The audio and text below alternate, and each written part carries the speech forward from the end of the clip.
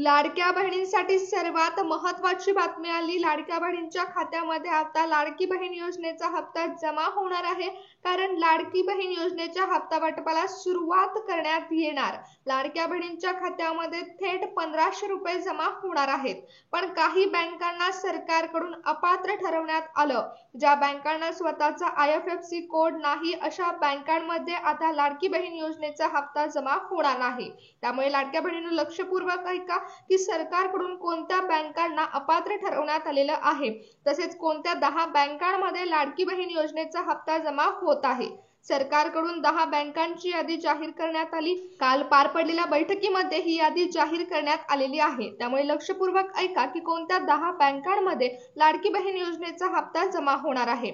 लाडकी बहीण योजनेअंतर्गत जेव्हा सरकारकडून बँकांना निधी दिला जातो तेव्हाच लाडकी बहीण योजनेच्या हप्ता वाटपाला सुरुवात करण्यात येत असते आणि त्यानंतरच लाडक्या बहिणींच्या खात्यावर डायरेक्ट बेनिफिट ट्रान्सफरच्या माध्यमातून 1500 रुपयाचा हप्ता जमा केला जातो।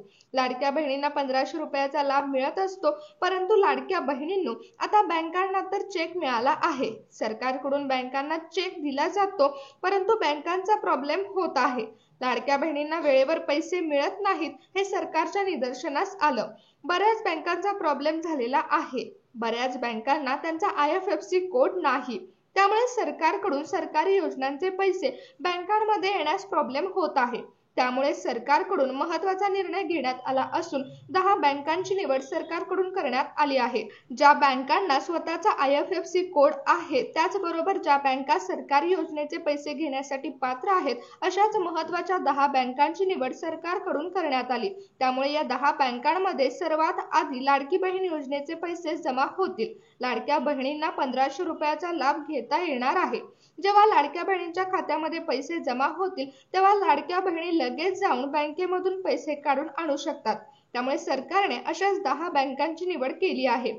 ज्या बँकांमध्ये लाडकी बहीण योजनेचे पैसे जमा झाल्या लगेच जाऊन बहिणी पैसे काढून आणू शकतात व 1500 रुपयाचा लाभ घेऊ शकतात।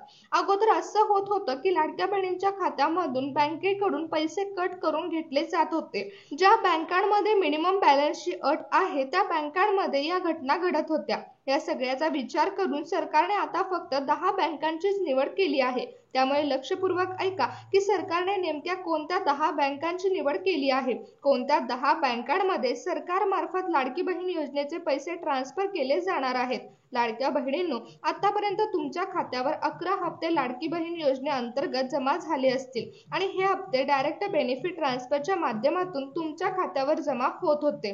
आतापर्यंत तुम्ही 11 हप्ते लाडकी बहीण योजनेअंतर्गत घेतले असून 12व्या हप्त्याची वाट लाडक्या बहिणी बघत होत्या।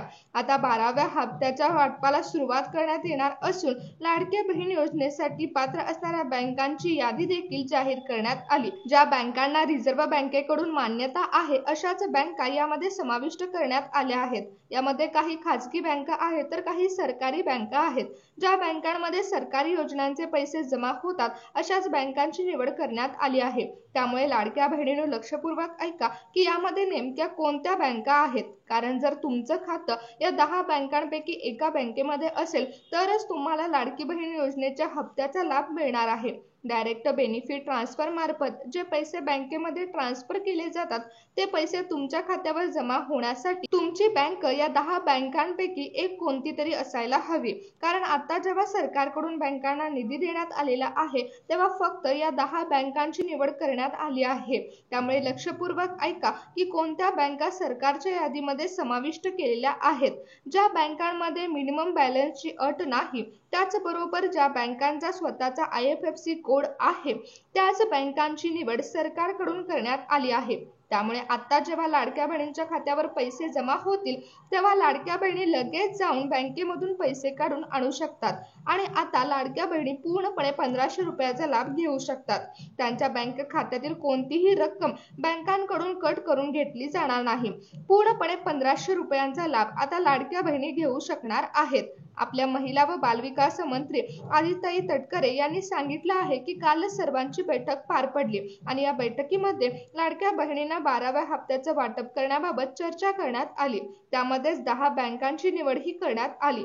आपले अजितदादा पवार हे आर्थिक नियोजन बांधत असतात आणि अजितदादा पवारांकडून आर्थिक व्यवहाराचं कामकाज केलं जातं। त्यामुळे महिला व बालविकास मंत्री आदित्यताई तटकरे असं म्हणाल्या की अजितदादा यांनी योग्य आर्थिक नियोजन बांधलेलं आहे। त्याने आता बँकांना निधी दिलेला आहे। आता बँकांना चेक मिळाला आहे, त्यामुळे 12व्या हप्त्याच्या वाटपाला लवकरच सुरुवात करण्यात येणार आहे।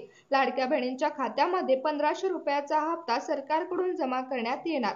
सरकारकडून जेव्हा बँकांना निधी मिळत असतो तेव्हाच हप्ता वाटपाला सुरुवात करण्यात येत असते। लाडक्या बहिणींच्या खात्यामध्ये 12वा हप्ता जमा करण्यात येणार आहे। 12व्या हप्त्याचे 1500 रुपये लाडक्या बहिणींच्या खात्यामध्ये जमा होणार आहेत, परंतु हे पैसे आता फक्त या 10 बँकांमध्ये जमा होतील। सरकारने ज्या 10 बँकांची यादी जाहीर केली आहे त्या बँकांमध्ये तुमचं खातं असेल तर तुम्हाला 1500 रुपयाचा लाभ घेता येणार। बऱ्याच महिलांचं खातं हे ग्रामीण संस्थांमध्ये असतं। ज्या बँकांमध्ये IFSC कोड नसतो किंवा ज्या ग्रामीण भागातील बँका आहेत त्यांना स्वतःचा कोणताही IFSC कोड नसतो, तसेच रिझर्व्ह बँकेकडून त्यांना मान्यताही नसते। अशाच बँकांमध्ये ज्या लाडक्या बहिणींचं खातं आहे त्या लाडक्या बहिणींना आता लाडकी बहीण योजनेचा हप्ता जमा होणार नाही, कारण या बँका आता अपात्र ठरवण्यात आलेल्या आहेत। ज्या बँकांना स्वतःचा IFSC कोड नाही अशा बँका लाडकी बहीण योजनेमधून वगळण्यात आल्या। त्यामुळे या बँकांमध्ये आता 1500 रुपयाचा हप्ता जमा होणार नाही। तर सरकारकडून नेमक्या कोणत्या 10 बँकांची यादी जाहीर करण्यात आलेली आहे ते आपण पाहूया। तर चला पाहूया की कोणत्या 10 बँका लाडकी बहीण योजनेसाठी पात्र ठरवण्यात आल्या आहेत। ज्या लाडक्या बहिणींचं खातं ICICI बँकेमध्ये आहे त्या लाडक्या बहिणींना लाडकी बहीण योजनेचा लाभ घेता येणार आहे। लाडकी बहीण योजनेचा लाभ घेण्यासाठी ICICI बँक पात्र आहे। सरकारकडून ज्या 10 बँकांची नावं लाडकी बहीण योजनेसाठी सांगण्यात आली आहेत त्यामधील दुसरी बँक आहे ॲक्सिस बँक। ॲक्सिस बँकेमध्ये ज्या लाडक्या बहिणींचं खातं आहे त्या लाडक्या बहिणींना लाडकी बहीण योजनेचा लाभ घेता येणार। त्याचबरोबर ज्या लाडक्या बहिणींचं खातं महाराष्ट्र बँकेमध्ये आहे त्या लाडक्या बहिणींच्या खात्यामध्ये देखील लाडकी बहीण योजनेचा हप्ता जमा होणार आहे। महाराष्ट्र बँकेमध्ये खातं असणाऱ्या लाडक्या बहिणींचं आधार कार्ड त्यांच्या बँक खात्याशी लिंक असेल तर लाडक्या बहिणींच्या खात्यामध्ये लाडकी बहीण योजनेचा हप्ता जमा होणार आहे। बँक ऑफ बडोदामध्ये तुमचं जर खातं असेल तर तुमचं बँक सीडिंग ॲक्टिव्हेटेड असेल तर तुमच्याही खात्यामध्ये लाडकी बहिणीचा हप्ता जमा होणार आहे। बँक ऑफ इंडियामध्ये खातं असणाऱ्या लाडक्या बहिणींना देखील लाडकी बहीण योजनेचा हप्ता मिळणार आहे। इंडियन बँकेमध्ये जर तुमचं खातं असेल तर तुम्हाला लाडकी बहीण योजनेचे 1500 रुपये आता मिळणार आहेत। DBTच्या मार्फत हे 1500 रुपये तुमच्या खात्यावर जमा होतील। पंजाब अँड सिंध बँकेमध्ये खातं असणाऱ्या लाडक्या बहिणींच्या खात्यावर लाडकी बहीण योजनेचे 1500 रुपये जमा होणार आहेत। लाडक्या बहिणींचं खातं HDFC बँकेमध्ये असेल तर लाडक्या बहिणींना सरकारमार्फत 1500 रुपये मिळणार आहेत।